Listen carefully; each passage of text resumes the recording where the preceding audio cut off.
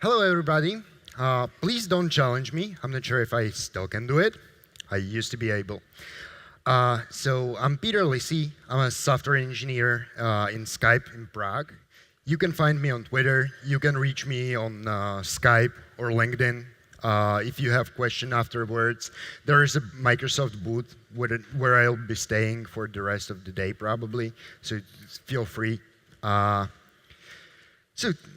Today I'm going to tell you something about how we rebuilt almost all Skype clients, why we decided to do that, what was the motivation, about the technologies we built in the process, and we keep building because this is one of the biggest, if not the biggest, greenfield React Native application out there.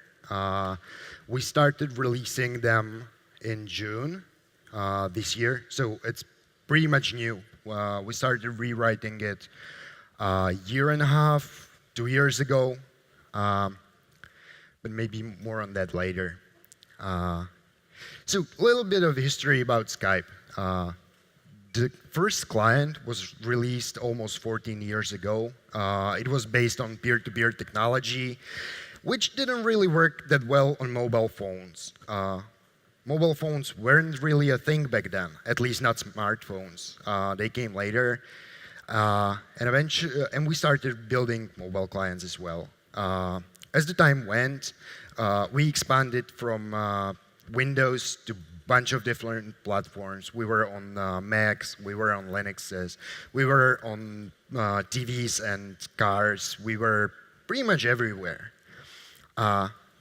To provide the best experience for users, though, we used to build those clients in native to each platform. The problem with that is you have 10+ teams working on one thing, but they have their own agendas. They have their own backlogs, their own bugs, their own platform-specific things they need to implement.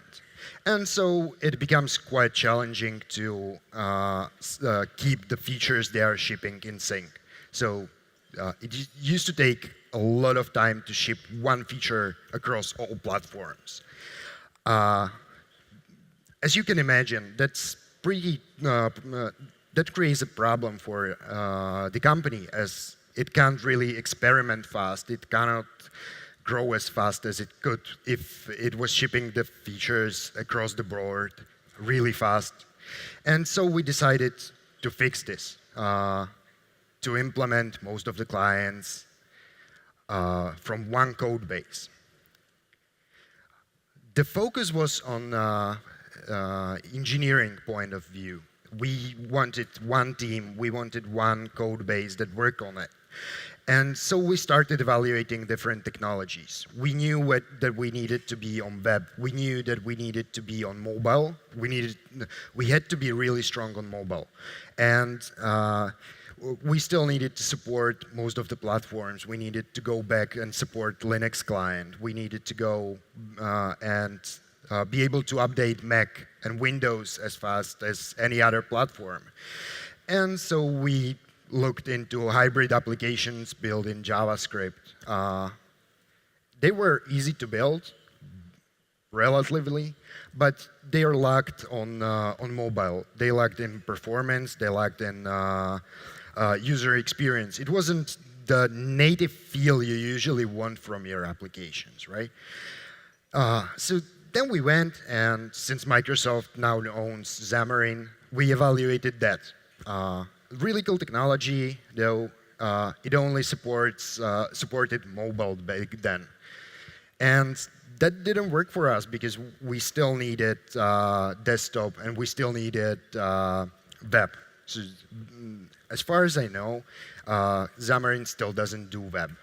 So we ended up doing React. Now, you have React native, and you have the regular React. Different API, same technology, learn once, use everywhere, but different APIs, different styling, different capabilities. So we needed to solve that, and we decided to build a library that wraps and builds on top of React Native and React. So we really cared about having a single code base. From there,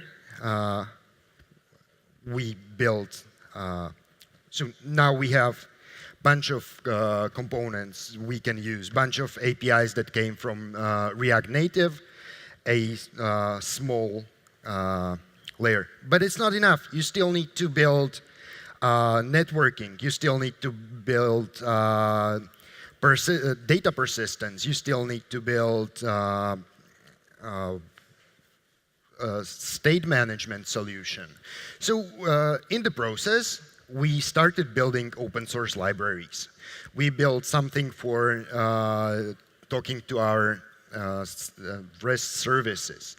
We built something to persist data. We built a NoSQL abstraction on top of SQLite for iOS and IndexedDB for web. We built our own solution for state management in React.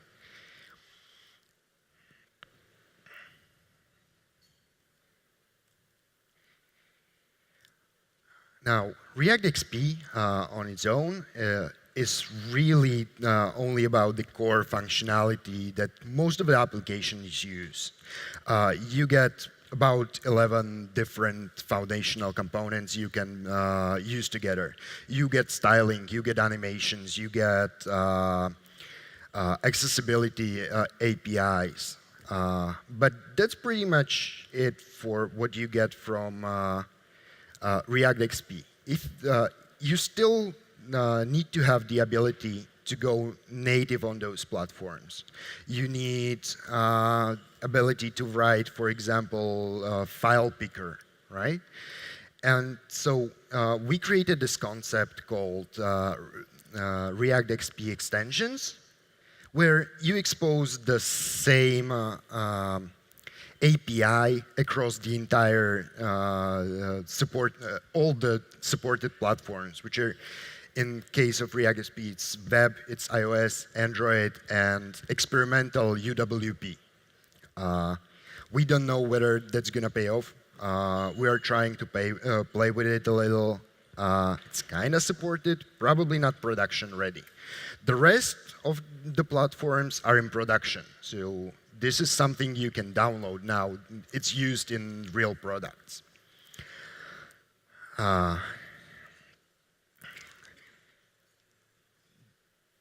Then we built something called ReSub, React Subscriptions. Actually, we could get better at naming things because ReactXP. Initially, we evaluated Flux's architecture for this, but it contained a lot of boilerplate all over the place. You needed to create actions, action dispatchers, which is, in the end, a lot of code that doesn't really do anything. And next problem with it, it didn't really work well with our more complex scenarios. Imagine you have a conversation, and you navigate to a conversation. You create a dynamic model from, you get it from database, you sync it from services, and now this is all good. You can do this pretty performantly with Flux, but now in Skype, messages aren't immutable. So you can react to messages, you can delete messages, you can edit messages. And if you created a subscription for every message in the stream, which is a lot, you'd be in trouble performance-wise. What we did in ReSub is we allowed users to subscribe to keys, to parts of store state. You can have an entire list of conversations, and subscribe to single conversation by ID. You can then go and you can subscribe to single message the same way, the same APIs. Next thing I'm going to show you is how this actually looks in a component. Right? We ended up in the beginning. This was a huge project. Not everybody was familiar with React or even JavaScript in the beginning. And so people tended to forget unsubscribing from stores. We needed to tackle that. Like unsubscribing from something, it's just another line of code and component will unmount. But why would you do that if we decided to go and provide a base class that does all this subscription management for you.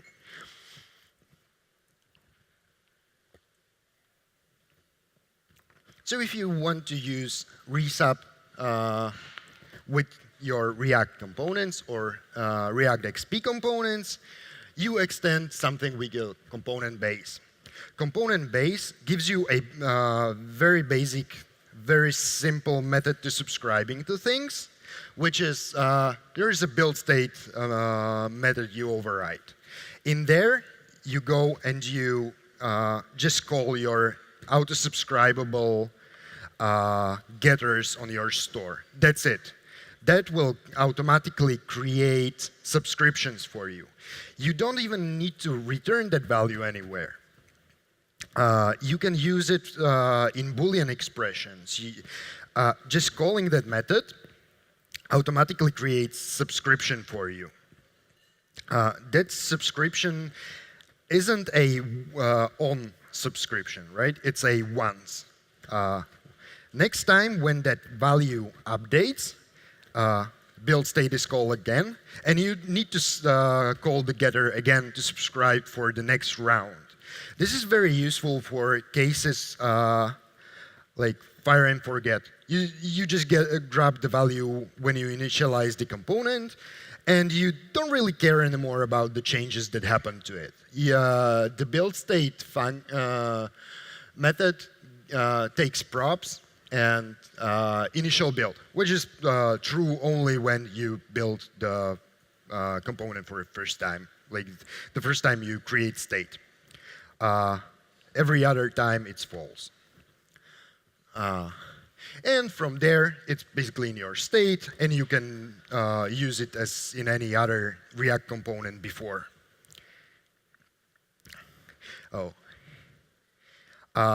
This is a really simple store where you decorated what auto-subscribe store, you extend it, and you have an action that you call when you want to update your state. You don't create explicit action objects. You basically create methods. You go, you do it the old way, basically, OOP. And since you then pass, for example, in this case, to-dos straight to your application, you always need to create a new instance. Like, you need to grab a new reference. You can't just mutate it. Otherwise, you'd be mutating props of something down the line. We thought about freezing, basically when you have a method there, we thought about freezing it for development and throwing exceptions or something when you mutate it, because we ran into problems with that. Then you have the auto-subscribe getter, a method that's a getter for the state, and it has a auto-subscribe decorator. That decorator ensures that once you call it in build state, it knows to create the subscription for you.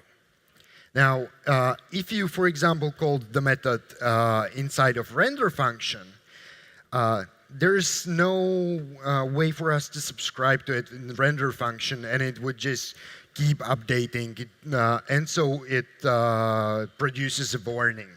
We are really trying to help you as much as possible do the right thing based on let's say 2 years of development with this library. we are trying to give you the ability to really do it right. There's more complex scenarios that this supports. I'm not going to show them really here. You can. There's a site that describes all of these things. But as I said, you can subscribe to keys. Basically, a key can be a parameter. A key can be. You can have a auto subscribe with a key. So you subscribe.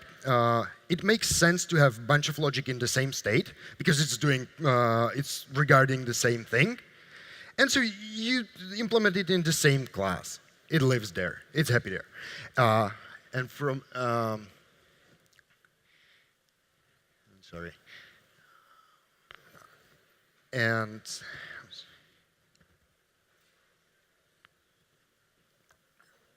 so you don't want to get updates on a huge store with lots of data. You don't want to get updates on everything.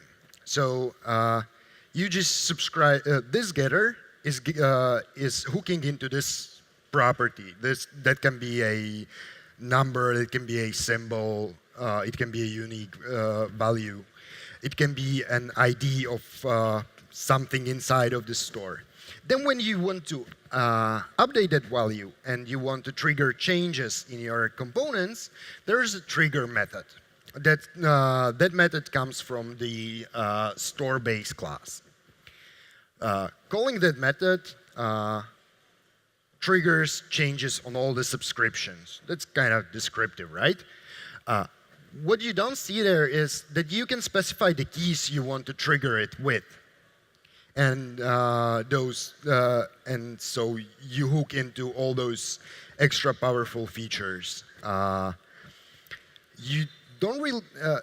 The component base then provides one more way to subscribe, and that's dynamic subscriptions.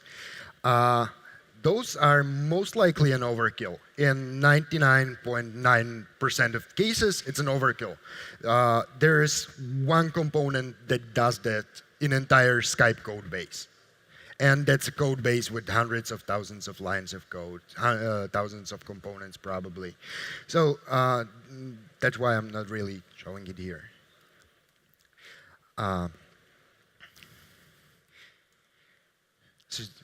Now, how we even build this whole thing?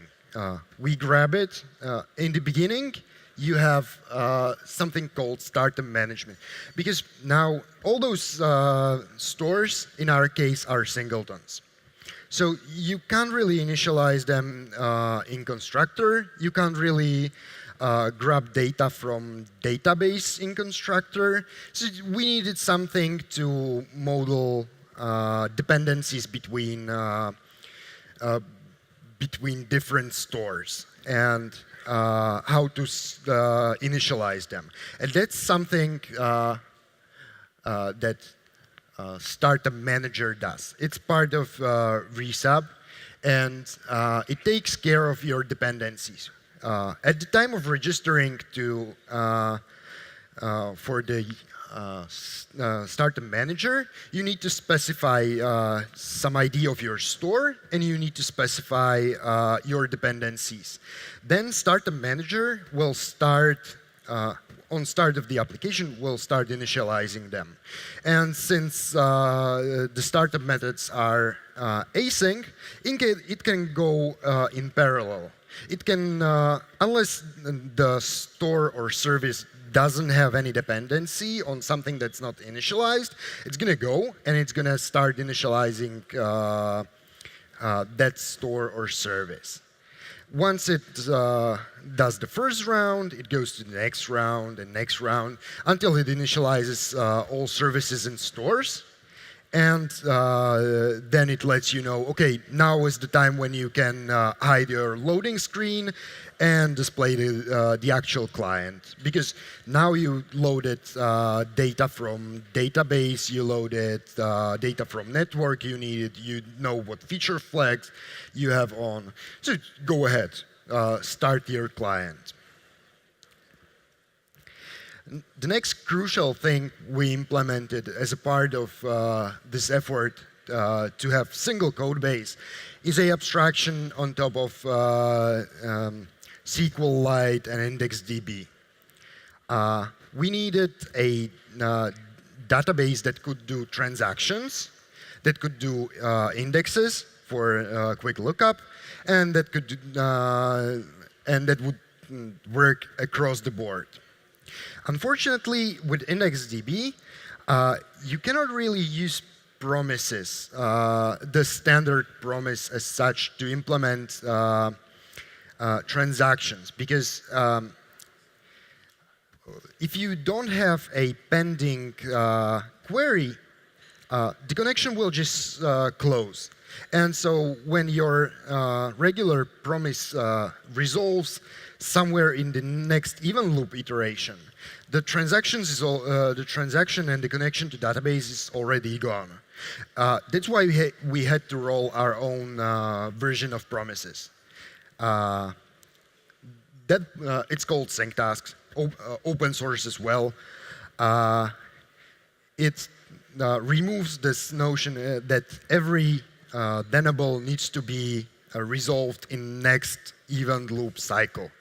This one can resolve now synchronously.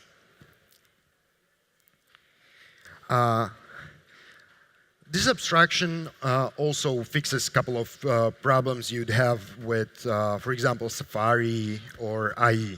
There are differences in how IndexedDB behaves in those browsers, so this fixes it. This works the same across the board. iOS, Android, web browsers, all of them supported from IE9 by ReactXP. So this works just out of the box. Next thing we got is something we call simple REST client. That's something we needed to talk to our microservices. By default, you extend a generic REST client class, and you get all the functionality like headers, setting, authentication for free. You just specify what you want to send where, and it goes and it works. Next challenge we had is, this is one code base. So you have different form factors. You have mobile phones, you have small screens for small tablets, you have huge 4K TVs, you have iMacs. And so we went and we decided, okay, here are 4 responsive breakpoints, and this is what we are going to work with. And we have 2 things that are responsive. One is the navigation, because you have a mobile phone. And that's a small device. You can't really have multiple panels on a mobile phone. So you need to stack them one on another. That's why stack navigation. And then you have a bigger form factor, like desktop or tablet. There you can go and you can see multiple things. You can have chat list on one side. You can have the current open conversation on the other side. And so this is something we called composite navigation. We have the underlying modules that are represented exactly the same way, right?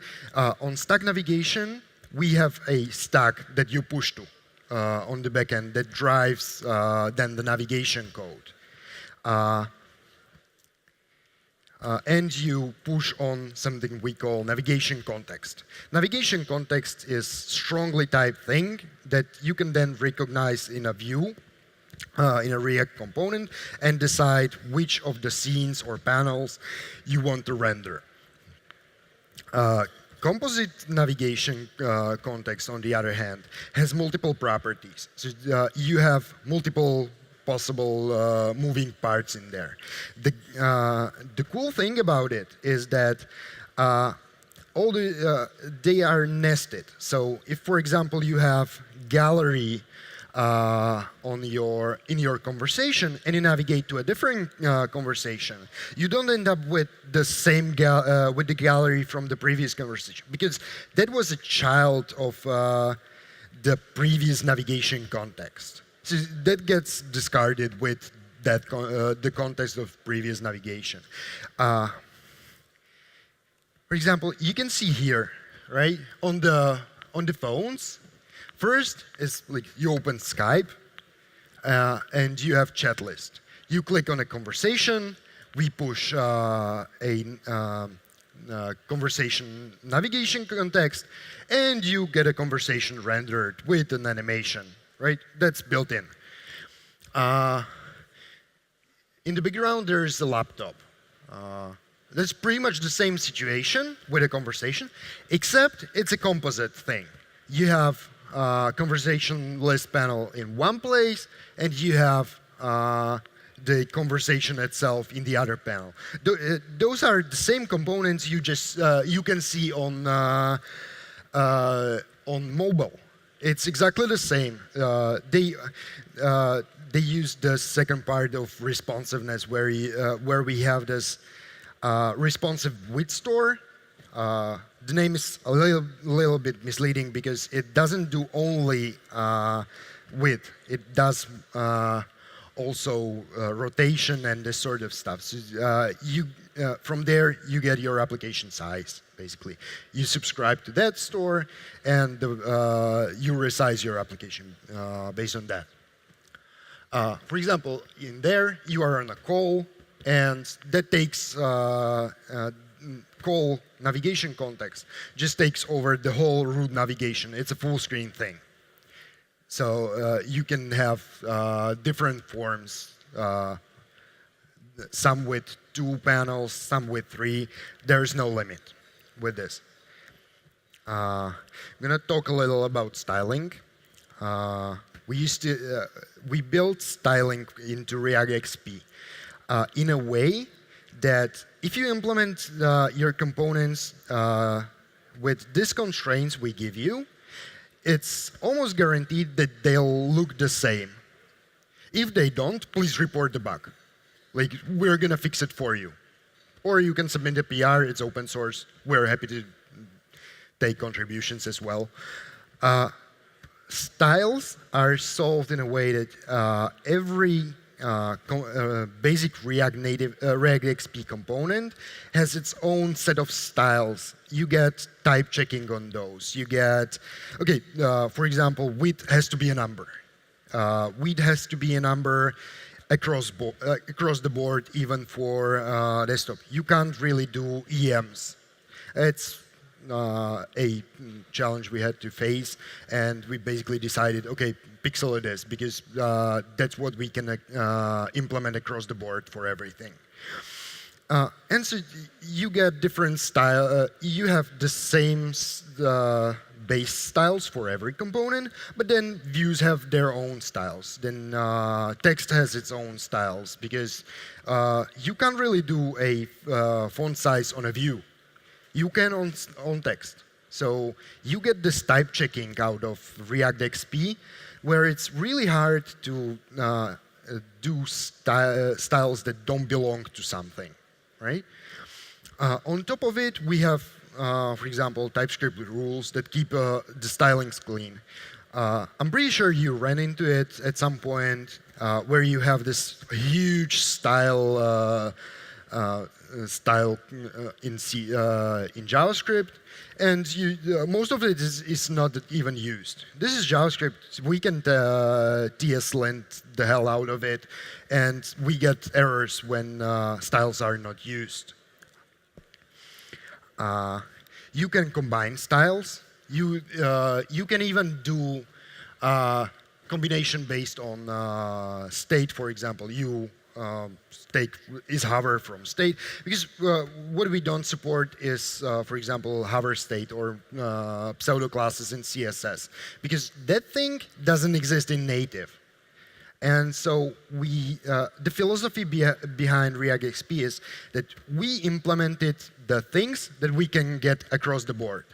There are very few exceptions to that rule where we didn't really get another chance. Like there wasn't a viable option to go on. Then we have animations. It packs a pretty powerful animation framework.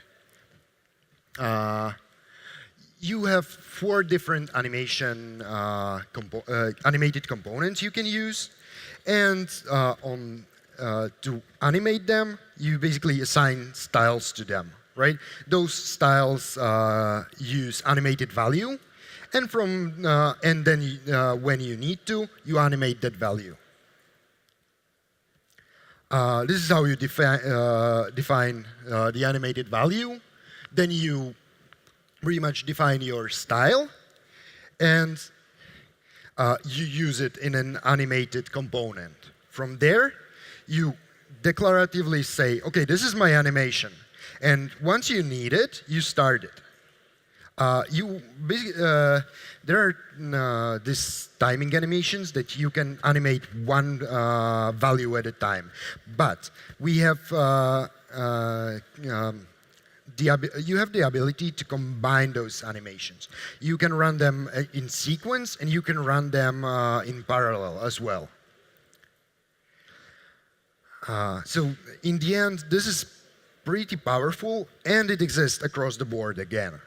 And last thing I'd like to talk is ReactXP Extensions. That's our way out of this world where you have one API across the board. You have one way to write things. If you really need to go native, this is your way to go. This is where you go for help. Here in ReactXP Extensions, you can go wild. You can write your native components for iOS, for Android, for Windows. It's up to you. The only thing is, you need to keep the external API of that extension the same for every platform, right? Some of the properties can be no-op. You don't necessarily have to do them, but I'd suggest you do, because then you have one API. OK, that's my talk. Peter, thank you very much. Let's go through a couple of the questions that we have here. Number 1, any reason for building your own React store instead of using Redux or MobX? I don't think MobX was a thing back then. This is 2 years ago. I'm pretty sure Redux existed back then, but we came from a company that's basically OOP. We had a lot of C++ developers, not really that much into functional composition, and so they decided to go this way. OK. So why is Skype for Business so different from normal Skype? So many features missing. Not sure if you're the expert for that, but give it a try. I'm not really, but I don't know. Like Skype for Business has a completely different use case. You have features like, for example, you can take control of the other computer. We don't have that ability. We don't have all those business features, and we don't think we'll build them unless there's a lot of requests. Like, we're taking a lot of feedback, and we're acting on it. When we released the first mobile clients, initially, some people really didn't like it. And so we started changing it. We started moving towards more native experience on iOS. We had this Snapchat kind of UI. We are moving away from it, probably. We have time for one more question. What features did you lose in the port? How did the incoming team feel about being rewritten after being acquired? And how did you manage that? I wasn't there when Skype was acquired, so I can't answer that.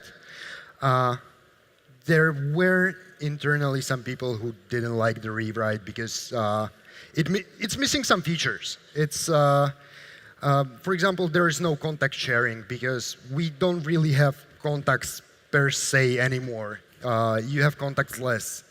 I don't really know what else we dropped. Like, we're gonna build those features that were used. We have a bunch of new features though. We have much richer media sharing capabilities than we used to on previous clients. Great. Thank you so much, Peter. Appreciate it. Yeah. Thanks.